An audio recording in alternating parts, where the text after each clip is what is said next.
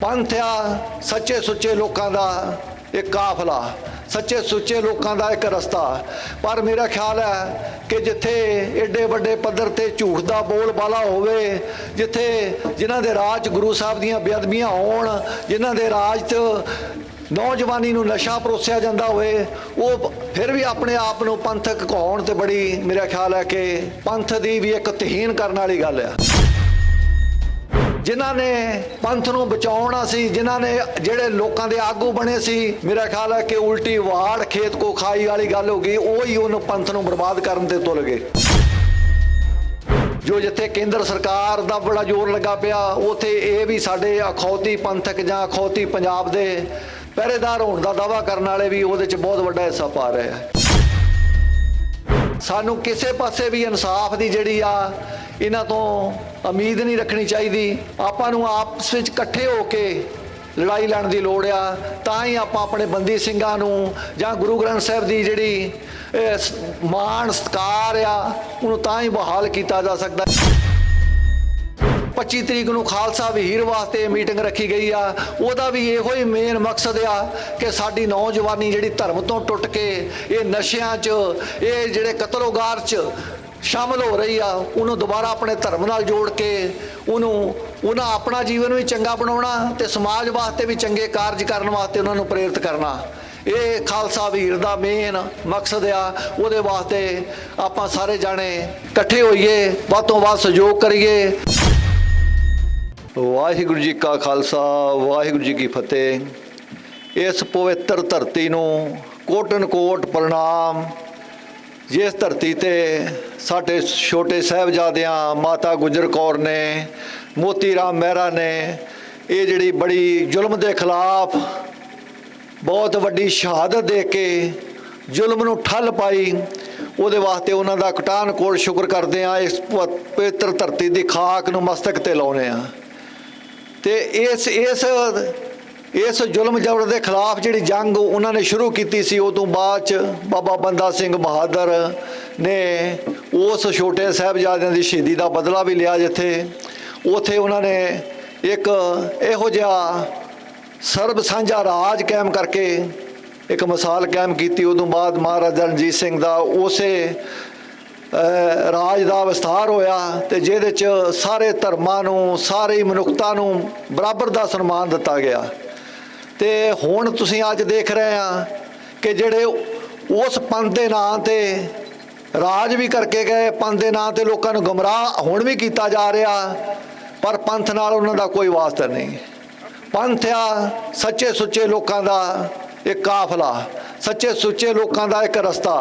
पर मेरा ख्याल है कि जिथे एडे वड्डे पद्धर ते झूठ का बोलबाला होवे, जिथे जिन्हां दे राज गुरु साहब दीयां बेअदबियां होण, जिन्हां दे राज च नौजवानी नूं नशा परोसिया जांदा होवे, वो फिर भी अपने आप नूं पंथक कहाउण ते बड़ी मेरा ख्याल है कि पंथ दी भी एक तहीन करने वाली गल है। आपां नूं हुण कल परसों साबका जथेदार अकाल तख्त साहब ज्ञानी रघबीर सिंह हुणा ने भी बहुत वड्डे खुलासे किए कि ये की हो रहा पंथ के नाम ते। जिन्हां ने पंथ नूं बचाउणा सी, जिन्हां ने जिहड़े लोकां दे आगू बने सी, मेरा ख्याल है कि उल्टी वाड़ खेत को खाई वाली गल हो गई। ਉਹੀ ਉਹਨੂੰ पंथ नूं बर्बाद करन ते तुल गए। इस करके हुण आपां नूं ये जिहड़ा अपना इन्हां तो छुटकारा पाउणा, इन्हां नूं आपां सारियां धिरां नूं बहुत मौके दे के देख ले गया। पिछले 70 सालों तो आपां इन्हां दे मूँह वाल देख रहे हैं। दिन ब दिन साडे पंथ नूं साडे पंजाब नूं ये होर खड्ड च सुट्टी जा रहा है कि जिथों निकलना औखा हुंदा जा रहा। इस करके हुण आपां सारे जने रल के हंबला मारीए, गुरु साहब का ओट आसरा लईए, इन्हां शहीदां दी आशीर्वाद नाल इस जो गुरु साहब का संकल्प आ सर्ब साझे राज का, सारी मनुखता का, मानस की जात एकता का, वो सारा तां ही लागू हो सकता जे असीं गुरु साहब के सिद्धांतां ते पहरा दईए, उन्हां दी सोच नूं अगे वधाईए। क्योंकि गुरु साहब के नाम ते वोटां ते लैंदे आ, पर काम गुरु साहब की सोच तो उल्ट करदे आ। क्योंकि गुरु साहब ने ते आपां नूं कदे भी जिहड़ा एक चंगे इंसान बनाउण दी बहुत वड्डी कोशिश कीती, उस नशे नूं कोई थां नहीं। ਪਰ ਇੱਥੇ ਸਾਡੇ ਆਗੂ ਹੀ ਕੋਈ ਨਸ਼ੇ ਦੀਆਂ ਫੈਕਟਰੀਆਂ ਦੇ ਮਾਲਕ ਬਣ ਗਏ, ਕੋਈ ਨਸ਼ੇ ਦੇ ਠੇਕੇਦਾਰ ਬਣ ਗਏ। ਇਹ ਸਾਰਾ ਕੁਝ ਸਾਡੀ ਨੌਜਵਾਨੀ ਨੂੰ ਆਪਣੇ ਧਰਮ ਤੋਂ ਤੋੜਨ ਦਾ ਜਿਹੜਾ ਕਾਰਜ ਹੈ ਵੱਡੇ ਪੱਧਰ ਤੇ, ਜੋ ਜਿੱਥੇ ਕੇਂਦਰ ਸਰਕਾਰ ਦਾ ਬੜਾ ਜ਼ੋਰ ਲੱਗਾ ਪਿਆ, ਉੱਥੇ ਇਹ ਵੀ ਸਾਡੇ ਅਖੌਤੀ ਪੰਥਕ ਜਾਂ ਅਖੌਤੀ ਪੰਜਾਬ ਦੇ ਪਹਿਰੇਦਾਰ ਹੋਣ ਦਾ ਦਾਅਵਾ ਕਰਨ ਵਾਲੇ ਵੀ ਉਹਦੇ 'ਚ ਬਹੁਤ ਵੱਡਾ ਹਿੱਸਾ ਪਾ ਰਹੇ ਆ। ਹੁਣ ਤੁਸੀਂ ਦੇਖੋ ਕਿ ਜਿਹੜੇ ਸਾਡੇ ਬੰਦੀ ਸਿੰਘ ਆ, ਪਹਿਲਾਂ ਜਿਹੜੀ ਸਾਡੇ ਦਵਿੰਦਰਪਾਲ ਸਿੰਘ ਭੁੱਲਰ ਆ, ਉਹਨਾਂ ਦੀ ਜਿਹੜੀ ਰਿਹਾਈ ਵਾਸਤੇ ਆਮ ਆਦਮੀ ਪਾਰਟੀ ਨੇ ਦਿੱਲੀ 'ਚ ਕਹਿਤਾ ਕਿ ਇਹਨਾਂ ਨੂੰ ਰਿਹਾ ਨਹੀਂ ਕੀਤਾ ਜਾ ਸਕਦਾ, ਉਹਨਾਂ ਨੇ ਟਾਲ ਮਟੋਲ ਕਰਕੇ ਸਾਈਨ ਕਰਨ ਤੋਂ ਨਾ ਕਰ ਦਿੱਤੀ। ਤੇ ਉਦੋਂ ਸਾਡੇ ਜਿਹੜੇ ਬਹੁਤ ਸਾਡੇ ਪੰਜਾਬ ਦੇ ਜਿਹੜੇ ਆਪਣੇ ਆਪ ਨੂੰ ਸਿੱਖ ਵੀ ਅਖਾਉਂਦੇ ਉਹ ਬੀਜੇਪੀ 'ਚ ਗਏ ਜੀ, ਇਹ ਆਮ ਆਦਮੀ ਪਾਰਟੀ ਨਹੀਂ ਕਰ ਰਹੀ, ਅਸੀਂ ਬੀਜੇਪੀ ਵਾਲੀ ਅਸੀਂ ਕਰਾਂਗੇ। ਹੁਣ ਬੀਜੇਪੀ ਦੀ ਉੱਥੇ ਦਿੱਲੀ ਸਰਕਾਰ ਤੇ ਹੁਣ ਫਿਰ ਉਹ ਕੁਛ ਕੀਤਾ ਜਾ ਰਿਹਾ, ਹੁਣ ਫਿਰ ਇਨਕਾਰ ਕਰ ਦਿੱਤਾ ਗਿਆ। ਇਸੇ ਤਰੀਕੇ ਨਾਲ ਸਾਨੂੰ ਕਿਸੇ ਪਾਸੇ ਵੀ ਇਨਸਾਫ ਦੀ ਜਿਹੜੀ ਆ ਇਹਨਾਂ ਤੋਂ ਉਮੀਦ ਨਹੀਂ ਰੱਖਣੀ ਚਾਹੀਦੀ। ਆਪਾਂ ਨੂੰ ਆਪਸ ਵਿੱਚ ਇਕੱਠੇ ਹੋ ਕੇ ਲੜਾਈ ਲੜਨ ਦੀ ਲੋੜ ਆ, ਤਾਂ ਹੀ ਆਪਾਂ ਆਪਣੇ ਬੰਦੀ ਸਿੰਘਾਂ ਨੂੰ ਜਾਂ ਗੁਰੂ ਗ੍ਰੰਥ ਸਾਹਿਬ ਦੀ ਜਿਹੜੀ ਮਾਣ ਸਤਿਕਾਰ ਆ ਉਹਨੂੰ ਤਾਂ ਹੀ ਬਹਾਲ ਕੀਤਾ ਜਾ ਸਕਦਾ ਜੇ ਸਾਰੇ ਜਣੇ। ਹੁਣ ਦੇਖੋ ਉਹ ਪਿਛਲੇ ਕਾਫੀ ਸਮੇਂ ਤੋਂ ਉਸ ਮਾਣੇ ਦੀ ਧਰਤੀ ਤੇ ਗੁਰਜੀਤ ਸਿੰਘ ਇਹ ਗੁਰੂ ਗ੍ਰੰਥ ਸਾਹਿਬ ਜੀ ਦਾ ਅਦਬ ਸਤਿਕਾਰ ਵਾਸਤੇ ਲੜਾਈ ਲੜ ਰਿਹਾ, ਉਹਦੀ ਵੀ ਕੋਈ ਗੱਲ ਨਹੀਂ ਸੁਣੀ ਜਾ ਰਹੀ। ਉਹਦੇ ਨਾਂ ਤੇ ਵਿਧਾਨ ਸਭਾ ਦਾ ਸੈਸ਼ਨ ਬੁਲਾ ਕੇ ਲੋਕਾਂ ਦੀਆਂ ਅੱਖਾਂ 'ਚ ਘੱਟਾ ਪਾ ਕੇ ਫਿਰ ਗੱਲ ਉੱਥੇ ਦੀ ਉੱਥੇ ਆ। ਬੇਅਦਬੀਆਂ ਹੁਣ ਵੀ ਹੋਈ ਜਾ ਰਹੀਆਂ, ਪਰ ਕਿਸੇ ਦੇ ਕੰਨ ਤੇ ਜੂੰ ਨਹੀਂ ਸਰਕ ਰਹੀ। ਇਸ ਕਰਕੇ ਜੇ ਆਪਾਂ ਇਹਨਾਂ ਨੂੰ ਪੰਜਾਬ ਨੂੰ ਇਹੋ ਜਿਹੇ ਹਾਲਾਤ 'ਚੋਂ ਕੱਢਣਾ ਵਾ, ਤੇ ਜਿੱਦਾਂ ਥੋੜਾ ਟਾਈਮ ਪਹਿਲਾਂ ਤੁਹਾਡੇ ਤੋਂ ਰਜਿੰਦਰ ਸਿੰਘ ਹੋਣੀ ਜਿਹੜੇ ਪੰਜਾਬ ਦੇ ਬਹੁਤ ਲੋਕ ਪੰਜਾਬ ਨੂੰ ਪਿਆਰ ਕਰਨ ਵਾਲੇ ਪੰਜਾਬ ਨੂੰ ਬਚਾਉਣਾ ਚਾਹ ਰਹੇ, ਪਰ ਇਹ ਲੀਡਰ ਜਿਹੜੇ ਆ ਕਿਸੇ ਗੱਲ ਨੂੰ ਅੱਗੇ ਨਹੀਂ ਆਉਣ ਦੇਣਾ ਚਾਹੁੰਦੇ।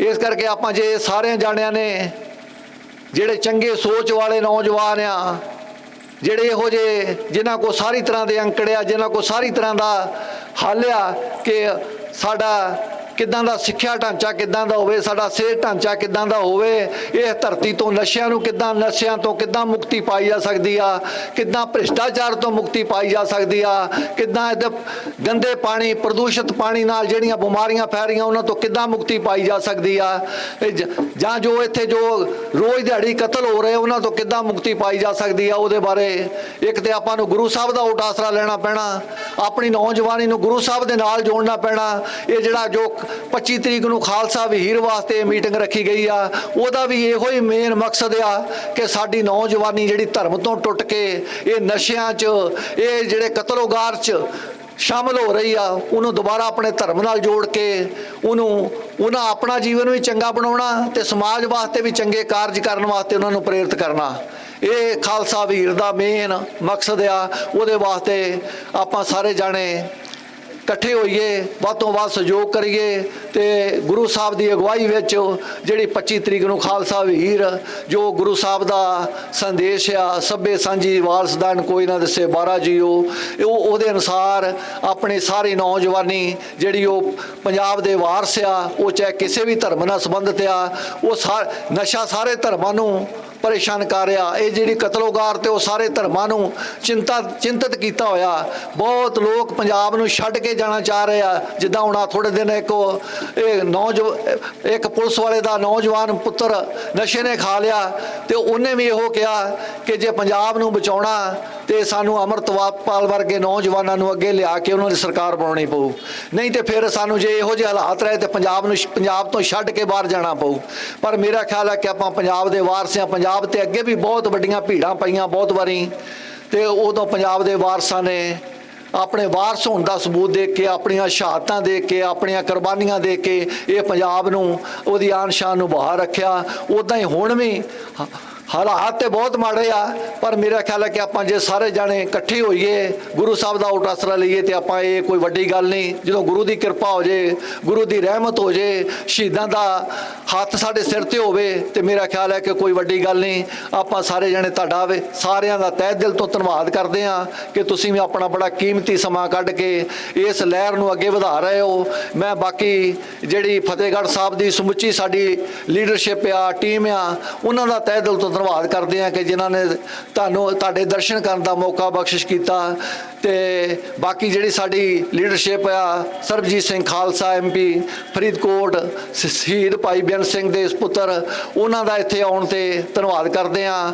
ਕਿ ਭਾਈ ਕੇਰ ਸਿੰਘ ਹੁਣਾਂ ਦੇ ਸੁਪੁੱਤਰ ਭਾਈ ਸਤਵੰਤ ਸਿੰਘ ਜੀ ਹੁਣੀ ਵੀ ਆਏ ਆ, ਹੋਰ ਵੀ ਬੇਅੰਤ ਪਵਿੱਤਰ ਰੂਹਾਂ ਇੱਥੇ ਬੈਠੀਆਂ, ਉਹਨਾਂ ਦਾ ਸਾਰਿਆਂ ਦਾ, ਬਾਬਾ ਰਾਜਾ ਰਾਜ ਸਿੰਘ ਜੀ ਹੁਣੀ ਆਏ ਆ, ਉਹ ਜਟਾਣਾ ਸਾਹਿਬ ਦਾ ਪਰਿਵਾਰ ਆਇਆ, ਉਹਨਾਂ ਦਾ ਸਾਰਿਆਂ ਦਾ ਅਸੀਂ ਤਹਿ ਦਿਲ ਤੋਂ ਧੰਨਵਾਦ ਕਰਦੇ ਹਾਂ ਤੇ ਗੁਰੂ ਸਾਹਿਬ ਦੇ ਚਰਨਾਂ 'ਚ ਅਰਦਾਸ ਕਰਦੇ ਹਾਂ ਕਿ ਸਾਡੇ ਸਾਰਿਆਂ ਦੇ ਸਿਰ ਤੇ ਉਹ ਮਿਹਰ ਭਰਿਆ ਹੱਥ ਰੱਖਣ ਤੇ ਜੋ ਸਾਡਾ ਮਨੋਰਥ ਆ, ਮਨੁੱਖਤਾ ਦਾ ਭਲਾ, ਮਨੁੱਖਤਾ ਦੀ ਏਕਤਾ, ਉਹ 'ਚ ਅਸੀਂ ਕਾਮਯਾਬ ਹੋ ਸਕੀਏ। ਵਾਹਿਗੁਰੂ ਜੀ ਕਾ ਖਾਲਸਾ, ਵਾਹਿਗੁਰੂ ਜੀ ਕੀ ਫਤਿਹ।